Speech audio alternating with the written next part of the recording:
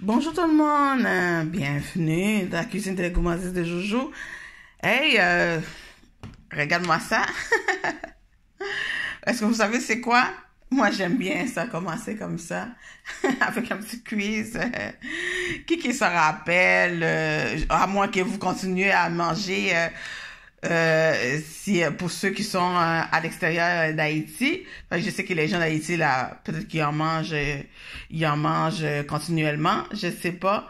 Moi, ça fait un bout là que je suis ici au Canada et puis je n'ai pas mangé depuis que j'étais toute petite là en Haïti. C'est de l'arbre-à-pain. Ben nous autres, quand on dit l'arbre-à-pain, c'est l'arbre, hein. Mais nous autres en Haïti, quand on dit l'arbre à pain, ben on fait référence aussi aux fruits là. C'est un fruit, c'est du châtaigne. Hein? Dans les pays européens comme l'Italie, on appelle ça châtaigne. D'ailleurs, ceux-là vient d'Italie, sont importés d'Italie. Je les ai trouvés dans les épiceries à grande surface là.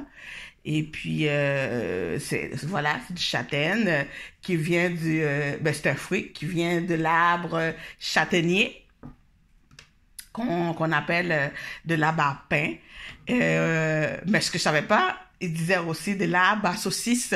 Je connaissais pas ce nom-là parce que apparemment ça servait à nourrir les porcs aussi, des châtaignes. Ah, ça vous voyez, je savais pas. On apprend tous les jours. Fait que c'est ça, c'est de l'arbre à pain. Nous autres, on dit de l'arbre à pain en parlant de l'arbre, du fruit aussi. Mais en Europe, dans les pays européens, on dit châtaigne ou marron. À ne pas confondre avec les marrons qui viennent de l'Inde, parce que les marrons Inde, oui. C'est toxique, hein. C'est pas comestible, c'est pas mangeable. Alors, à ne pas confondre au marron qui vient de l'Inde. Mais il y a certaines places qui disent marron. Mais nous autres, on dit châtaigne ou l'arbre-à-pain. Je vais continuer à dire l'arbre-à-pain comme en Haïti, en parlant du fruit. Alors, c'est un fruit. Écoute, moi là, j'adore manger, trouver des petites trouvailles comme ça à l'épicerie. Puis je disais, oh tiens, wow, ce que je mangeais là, je me rappelle, je mangeais ça, j'étais petite en Haïti. Puis écoute, on faisait bouillir ça dans un baume là qu'on appelle, c'est une grande chaudière comme ceci. On faisait bouillir vraiment une marmite là, c'est une marmite. Et puis, une fois que c'est cuit, ben on ouvrait ça, là. Parce que, regarde, moi, j'ai fait bouillir dans ma petite casserole, là. C'était pas une grande quantité, vous voyez. J'avais mis l'eau, là, à ras-bas, puis là, c'est tout réduit, puis regarde la couleur. C'est devenu foncé. Puis dès que vous voyez que ça commence à s'ouvrir, c'est que c'est prêt. Comme ça, vous voyez. Dès que ça commence à s'ouvrir comme ça, là, c'est que c'est prêt. Fait que des châtaignes, on peut manger ça comme ça. Moi, je me rappelle, en Haïti, on mangeait ça comme ça. C'est comme un petit bonbon, là, parce que c'est un fruit. C'est enveloppé d'un écorce brun, un peu lustré, là. Et puis, à l'intérieur, c'est comme une amande farineux. Et puis, qui a un petit goût, c'est sucré quand même, hein. Puis, on mangeait ça comme ça. On faisait bouillir avec un peu de sel. Moi, j'ai mis un peu de sel dans l'eau. Et puis, une fois que c'est cuit, puis on s'amusait à ouvrir ça. Puis, puis à manger ça comme ça. Vraiment, moi, j'adore ça. Ou sinon, vous pouvez le faire, au four. C'est juste le faire rôtir au four. Ça va s'ouvrir aussi comme ça. Puis, c'est prêt. Et puis, il y a plusieurs recettes qu'on peut faire avec des châtaignes. On peut faire des bûches, que ce soit sucré ou salé. On peut faire des bûches de Noël. C'est Noël qui s'en vient, là, dans 2 mois environ. On peut faire des bûches de Noël. C'est la crème, là, qu'on met par-dessus. On peut faire une crème aux châtaignes pour mettre sur les bûches de Noël. On peut faire toutes sortes de recettes, là, des tartinades, de purée de châtaignes. On peut faire salé aussi. Une dinde aux châtaignes.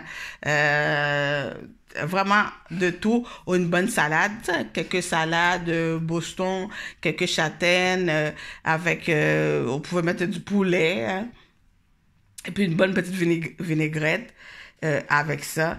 Puis, c'est ça, il faut apprivoiser à manger ça. Moi, je vais l'ouvrir.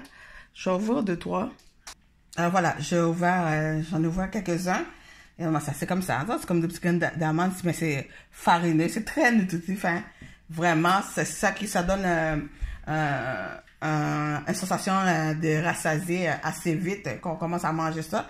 Parce que c'est très nutritif, c'est du glucide aussi, hein, c'est farineux à l'intérieur, c'est bourré de fibres, de vitamines, vitamine C, B1, B2, B3, B5, B6 et j'en passe, de la potassium, vraiment, c'est rempli de bienfaits là pour mais faut pas en manger trop là parce que c'est quand même calorique là de la châtaigne, il faut pas en abuser mais voilà, essayez ça puis faites quelques recettes avec ça, comme je vous dis, vous pouvez même faire un potage, c'est une soupe aux châtaignes, vous mettez comme un potage là, vous mettez quelques bacon grillés par-dessus dans votre soupe là, c'est délicieux. Une salade, ça se fait très bien.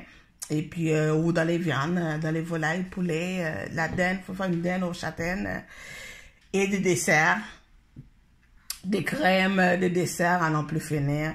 Alors allez-y, découvrez ça pour ceux qui ne connaissent pas ça.